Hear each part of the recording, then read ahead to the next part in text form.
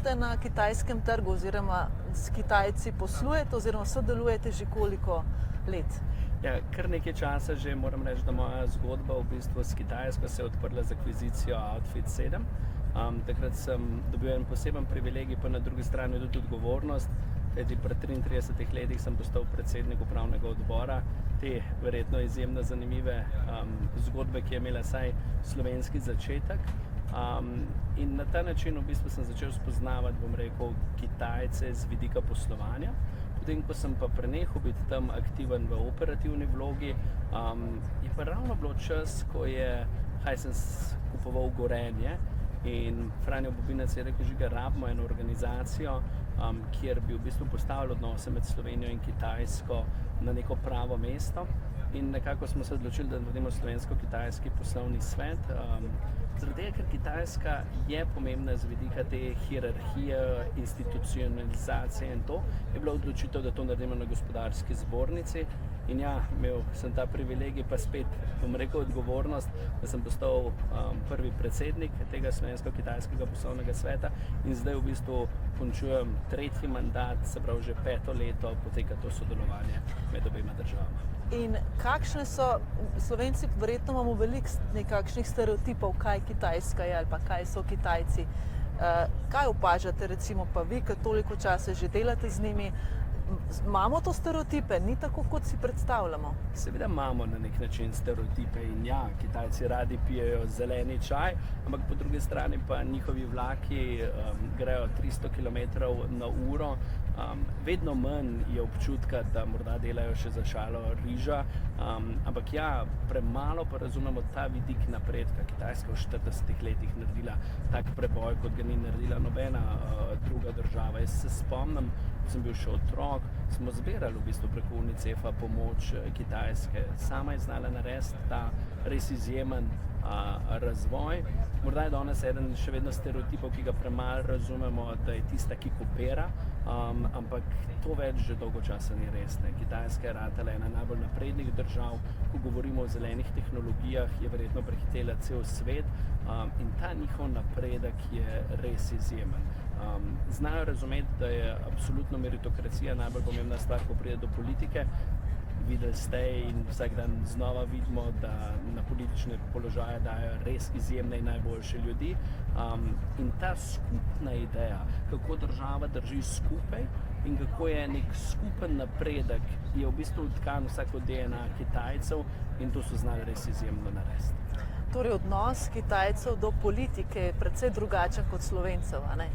Ja, jaz včasih v Sloveniji obžalujem, da ne razumemo tega, da pač politiki igrajo res pomembno vlogo in čeprav se pogosto tudi jaz z njimi ne strinjam, vedno gojim neko spoštovanje do političnih funkcij in tu na Kitajskem boste videli, politiki so na nek način pol božanstvo, 7 ljudi, ki na nek način upravlja državo, kamorkoli pride, stojijo vrste in množice, ljudje so na njih ponosne. Torej, z tega vidika bi se lahko Slovence kaj naučili, kajti na koncu politika hočemo nočemo, igra pomembno vlogo pri upravljanju neke skupnosti države in ravno politika Kitajske je dokazala, da če imaš najboljše ljudi na pravem mestu, potem se dogaja lahko res izjemni napredek. Ne moreš pa priti na trg mimo politike, ne? Tisto, kar vedno pravim in v bistvu v slovensko-kitajskem poslovnem svetu že to, mislim, da delamo 5. delegacijo, ta trenutno je največja, zgodovinska, vsaka dodamo malo več ljudi, ne, zato da se sliši tudi ta vidik in mislim, da je to neka dobra simbioza. Na eni strani politikom dviguje ugled to, da prihajajo z gospodarstvom na Kitajsko, na drugi strani pa ja, jaz vedno gospodarstvom rečem, če boste šli gospodarstvenikom, če greste sami na Kitajsko, boste imeli večje izzive, kot če greste v politiko, takrat je ta resnost pristopa večja in boljša in jaz sem vesel, da je slovensko-kitajski poslovni svet v bistvu najdel neko sinergijo sodelovanja s politiko, ker to odpira pomembna vrata tudi gospodarstva. Kako je s temi rangi, torej s 7 številkami pomembnih ljudi, ne? Recimo, če bi pri nas tega lahko nekako poravnavamo, pa hkrati tudi ne. Kako je to? Ja, absolutno, tu predsednik države je številka 1, potem pa dolgo časa, bom rekel, nič, dvojka je nekje predsednik vlade, trojka je na nek način ekvivalent predsednik državnega zbora, posvetovalno telo, ki je gostitelj predsednika državnega sveta, je številka 4 in potem se zvrstijo še naprej. Skratka, jaz mislim, da je en velik uspeh za Slovenijo, glede na to, da predsednik državnega sveta na tem obisku sreča številko 2, 3 in 4, se kaže na to, da v bistvu na nek način tudi ravno prav velika Slovenija, jaz nikoli ne rečem, da je Slovenija majhna, ampak ravno prav in ima svojo vlogo in še tisto, kar se pogosto pošalim je, če sodelujemo s Kitajcem, nas je skoraj 1,5 milijarde, takrat pa postanemo velesila. Tako da jaz mislim, da Slovenija in Kitajska imata na nek način neko zavezništvo. Če dobro pogledamo zemljevid, bomo videli, da je to zavezništvo naravno. Pustimo zdaj velikosti velikega petelina in male kokoši, ampak velik petelin in mala kokoš sta v naravi povezana in zato mislim, da ni razloga, zakaj Slovenija in Kitajska ne bi sodelovali. Super. Mogoče še kakšna anekdota ali pa taka, kakšno je kakšen pripetljaj ali pa kakšne take stvari, ki so zanimive, ali pa da je bil prvi stik zanimiv, da ste ga doživeli. Tisto, kar jaz mislim, da je vedno malo tak šok, ponavadi v restavraciji, ko ljudje pridejo, pri nas dobiš kakšno vodo, ki je hladna in to, Kitajci pijejo toplo vodo in dolgo časa sem se spraševal, zakaj pa topla voda, in je to vidik zdravja, ta kitajska medicina in te zadeve vedno postrežejo toplo vodo. Zdaj sicer to malo izginja, ampak pred, 5 leti je bilo tudi v vseh poslovnih zadevah to. Gotovo je Mao Tai tista zadeva, ki združuje v poslovnem svetu, to je tako močno žganje in je vidik spoštovanja. In na Kitajsko se ne hodi enkrat. Kitajska je taka tipična država, kamor se je treba vračati, gojiti na nek način prijateljstvo, si ustvarjati zaupanje in šele na to lahko podpišeš pogodbe. Če ti dajo podpisati pogodbo ta prvič, potem moraš biti malo bolj previden, ker je vprašanje, kaj se zadaj skriva. Torej, moraš stkati nekakšno prijateljstvo. Absolutno, to je ena država. Ne preveč močno oziroma intimno, ampak še vedno temelječo na nekem zaupanju, na neki človeški, bom rekel, bližini. Dobro je, da tudi malo povprašaš, kako je družina. Družina je sveta celica Kitajske in se mi zdi, da to ustvarja na nek način potem nek preplet, zaupanje in kot rečeno, če zraven še politika, hitro to zaupanje dvigne in da na nek način nek vidik. In zato tudi glede diplomacije vedno trdim, da je verjetno najpomembnejše, kakšnega veleposlanika pošljemo na Kitajsko, ker tukaj ima veleposlaništvo in diplomacija res moč in Slovenija ima ta privilegij, da ima na Kitajskem vrhunsko diplomacijo. Mogoče še stereotip naš Slovencev, da seveda Kitajčki delajo, kar se jim ukaže, ker je to veliki vodja jih nadzoruje in imajo, bi rekel, zdaj za nalaž to govorim kot sprane možgane, ampak kljub temu, kako je potem uspelo tako zrast in kvaliteto dosežete v teh letih, kaj v bistvu za tako velik narod pravzaprav rabiš nek sistem? Absolutno rabiš sistem. Mi vidimo, da je včasih že 2-milijonski narod težko, bom rekel, upravljati in se z njim ukvarjati. Na drugi strani pa, ko pride do 1,4 milijarde ljudi, je pač logično, da sistem rabimo.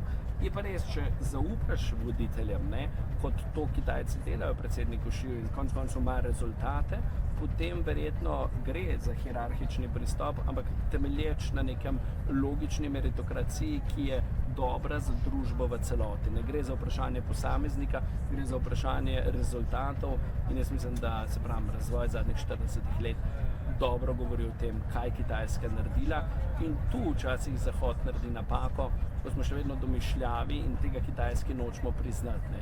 Kitajci imajo malo potrebe po tem, da bi jim sneli klobuk in jim priznali to, če bo Zahod preveč vzvišen, bo že glede na demografijo plačal svojo ceno. Tako da jaz res verjamem v to, da je treba sodelovati, da je iskati treba modus operandi, bom rekel, sodelovanja, najdeti na nek način možnosti na obeh straneh to Kitajci znajo razumeti. In se ne počutiti ogroženega. Ne? Jaz mislim, da ima Slovenija marsikaj za pokazati in že tudi na teh sestankih, kdaj boste slišali ime Luke Dončića, tako da Slovenija gotovo ima kar nekaj uspešnih zgodb, ne samo v športu. Jaz sem vesel, da tudi slovenska podjetja na nek način delujejo na Kitajskem že kar nekaj časa uspešno, tako da ja, gotovo ima ravno prav velika Slovenija na kitajski trg prinesti kar nekaj rešitev, priložnosti je veliko.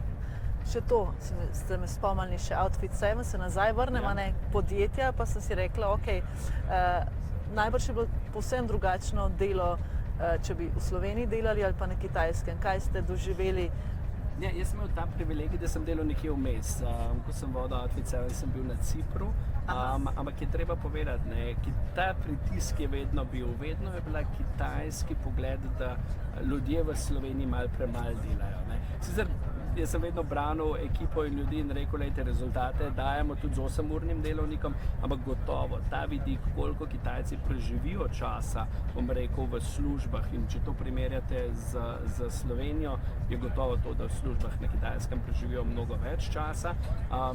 In ja, iskreno, ko me kdo vpraša, če bi kdaj živel na Kitajskem, morda imel tam družino, rečem, da bi bilo to težko. Dva razloga sta ta work-life balance, pa čeprav delam izjemno rad in veliko, na drugi strani pa verjetno ne bi nikoli mogel tako iskreno povedati svojega mnenja, tudi o politiki.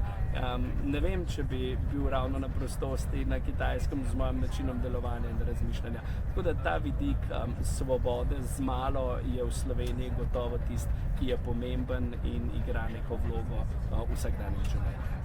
To je to. Edino še mogoče konkretno, kaj potem najbolj se recimo lahko Slovenija upa ali pa razmišlja, da bi lahko dala Kitajski oziroma dobila od Kitajske, na katerih področjih. Saj smo že povedali, pa uvoz surovin že zdaj, ampak mogoče kakšen tak konkretni. Ja, zdaj, ko govoriva o sodelovanju med Slovenijo in Kitajsko, gotovo je na eni strani turizem tisto, Kitajci znajo ceniti naše lepote, bom rekel, ta način življenja, po drugi strani je farmacija tista, ki je v Sloveniji že nekaj časa prisotna.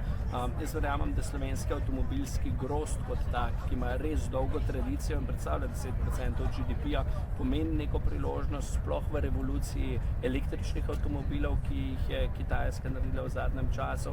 Potem je tu vprašanje čebel, narave, gozda, to so vse tiste zadeve, kjer, bom rekel, ima Slovenija veliko znanja, ko pride do vprašanja voda, zelenih tehnologij, to so tiste zadeve. Potem pa seveda, kot je bil Outfit 7 zanimiv, zakaj je bil Outfit 7 zanimiv, bila je zelo nišna zadeva, ki je bila na kitajskem trgu, bom rekel, prepoznana, in verjamem, da ima neka tehnologija iz Slovenije tudi precej dober trg in se lahko vrata odprejo tudi na Kitajskem. Ima tehnologijo, odprt trg. Absolutno, ja, jaz verjamem še vedno. Se pravi, Outfit 7 je en tak lep primer. Sam ste bili dosti prvi. Ja, ampak še vedno, kar nekaj zadev. Jaz vem, da recimo Kozilab uspešno dela tudi na Kitajskem, tako da gotovo imamo neki zgodb. Je pa treba biti vztrajan, na ta trg je treba prihajati, ta trg je treba razumeti, se v njem izobraziti in v bistvu priti z neko samozavestjo, a hkrati relativno ponižnostjo. To je neka taka kombinacija, ki je verjetno ključ do uspeha na Kitajskem.